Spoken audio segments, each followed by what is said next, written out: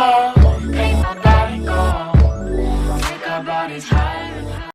Hi friends, welcome to learn computer Telugu channel. అందరికీ నమస్కారం. నా పేరు Mohan. MS Excel 10 shortcut కీస్లో ఈరోజు మీరు చూడబోతున్న 10 షార్ట్ కట్ కీస్ ఏంటో ఇక్కడ చూడండి. అండ్ అలాగే ఇది ఇంపార్టెంట్ అనే చెప్పుకోవాలి. ఇంతవరకు ఎక్సెల్లో అప్లోడ్ అయిన 10 షార్ట్ కట్ కీస్ని అందరూ చూస్తున్నారు అండ్ లైక్ చేస్తున్నారు, షేర్ చేస్తున్నారు. సో దానికి నా తరపు నుంచి స్పెషల్ థ్యాంక్స్ తెలియజేస్తున్నాను. అలాగే చాలామంది ఛానల్ని సబ్స్క్రైబ్ కూడా చేయలేకపోతున్నారు. సో మీరు సింపుల్గా సబ్స్క్రైబ్ బటన్ రైట్ సైడ్లో రెడ్ కలర్లో డిస్ప్లే అవుతుంది. అక్కడ సబ్స్క్రైబ్ బటన్ పైన క్లిక్ చేసి తర్వాత బెల్ ఐకాన్ పైన క్లిక్ చేసుకుంటేనే నా లేటెస్ట్ వీడియోస్ మీరు నోటిఫికేషన్ రూపంలో పొందగలుగుతారు. సో ఈరోజు షార్ట్ కట్ కీస్లో మొదటిది ఏంటో చూద్దాం. ఫస్ట్ వన్ పేజ్ అప్ షార్ట్ కట్కి దేనికి అంటే మనం వర్క్ చేస్తున్న వర్క్ షీట్ని మూవ్ చేయడానికి కరెక్ట్గా ఎగ్జాక్ట్గా మూవ్ చేయడానికి page up page down use చేస్తాము. చూడండి ఒకసారి. ఇక్కడ మనము సీరియల్ వైజ్గా మీకు సీరియల్ నెంబర్స్ చూపిస్తున్నాను. ఫస్ట్ లైన్లో అంటే ఫస్ట్ రోలో ఉన్నాము, సెల్ యాక్టివేషన్ ఉంది. ఇప్పుడు ఈ ఫస్ట్ రో నుండి ఈ షీట్ చివరి వరకు చూసుకున్నట్లయితే 26th క్యాండిడేట్ వరకు ఇక్కడ మనం చూడగలుగుతాం. దాని తర్వాత పేజ్ డౌన్ ప్రెస్ చేసినాక చూడండి సీరియల్ నెంబర్ సెల్ యాక్టివేషన్ ఉంది కదా, నేను పేజ్ డౌన్ ప్రెస్ చేశాను. ఇప్పుడు 27th నెంబర్ నుంచి చూపిస్తూ 53 నెంబర్ వరకు చూపిస్తుంది. ఓకే, మళ్ళీ పేజ్ డౌన్ ప్రెస్ చేస్తే 53 తర్వాత 54 నుండి 80 వరకు చూపిస్తుంది మనకి on screen. Next page down press చేస్తే 81 నుండి 107 వరకు డిస్ప్లే అవుతుంది. ఇది పేజ్ డౌన్. అలాగే పేజ్ అప్ ప్రెస్ చేసుకుంటూ వచ్చారనుకోండి, చూడండి 80 నుండి 54 వరకు చూపించింది. తర్వాత పేజ్ అప్ 53 నుండి 27 వరకు చూపిస్తుంది. ఇలాగా పేజ్ వైజ్గా మూవ్ చేయడానికి ఈ పేజ్ అప్ పేజ్ డౌన్ వాడతాము. పేజ్ డౌన్ అంటే కిందకి వెళ్తుంది, పేజ్ అప్ అంటే పైకి వెళ్తుంది. Okay, next so Alt page up page down ఎందుకో చూడండి. Alt page up Alt page down. Actually Alt page up page down అనేది రైట్ సైడ్లో మూవ్ అవ్వటానికి. ఇప్పుడు ఇక్కడ ఆల్ట్ పేజ్ డౌన్ ప్రెస్ చేసినట్లయితే మనం రైట్ సైడ్ మూవ్ అవుతాం ఒక్కొక్క పేజ్ వైజ్గా. అలాగే ఆల్ట్ పేజ్ అప్ ప్రెస్ చేసినట్లయితే లెఫ్ట్ సైడ్ మూవ్ అవుతాం అన్నమాట. ఓకేనా?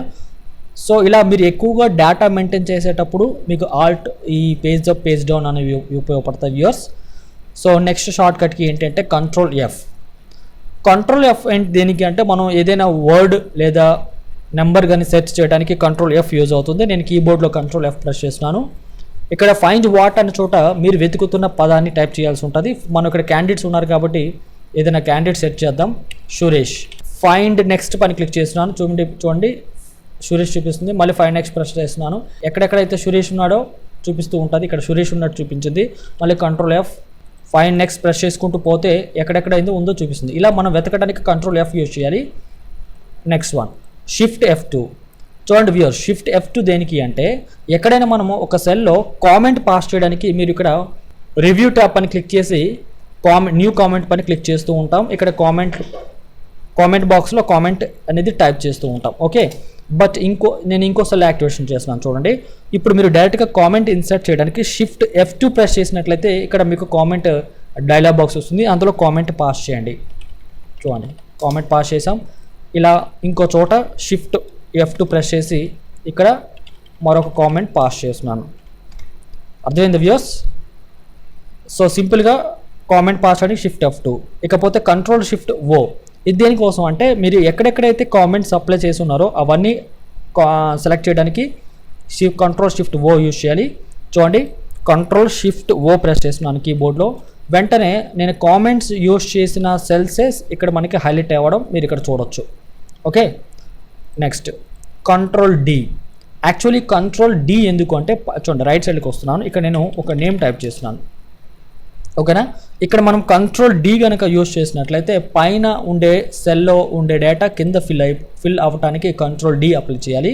అలాగే మీరు ఇక్కడ నేను టెక్స్ట్ ఎంట్రీ చేశాను కాబట్టి ఇక్కడ టెక్స్ట్ ఎంట్రీ అయింది. అలాగే ఇక్కడ ఫార్ములా యూజ్ చేసినా కూడా కింద సేమ్ ఫార్ములా యూజ్ అవుతుంది.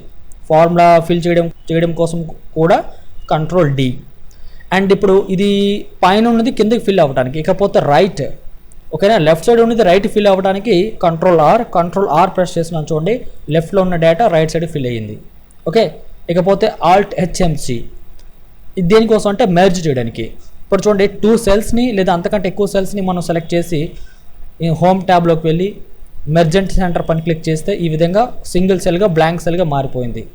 ఇలా మనం కీబోర్డ్ ద్వారా మెర్జ్ చేయాల్సి ఉంటే చూడండి షిఫ్ట్ పట్టుకొని లేదా ఇలా మీరు మొత్తం 3 సెల్స్ని సెలెక్ట్ చేసి కీబోర్డ్లో Alt+H+M+C ప్రెస్ చేసినట్లయితే మీరు చూడండి మెర్జ్గా మారిపోవడం మీకు ఇక్కడ గమనించవచ్చు. ప్రతి వీడియోను చూసిన తర్వాత లైక్ చేయటం అండ్ షేర్ చేయటం మాత్రం మర్చిపోద్దు వ్యూయర్స్. మరొక టాపిక్తో మళ్ళీ మీ ముందుంటాను. అంతవరకు సెలవు తీసుకుంటున్నాను. Thank you. నమస్తే.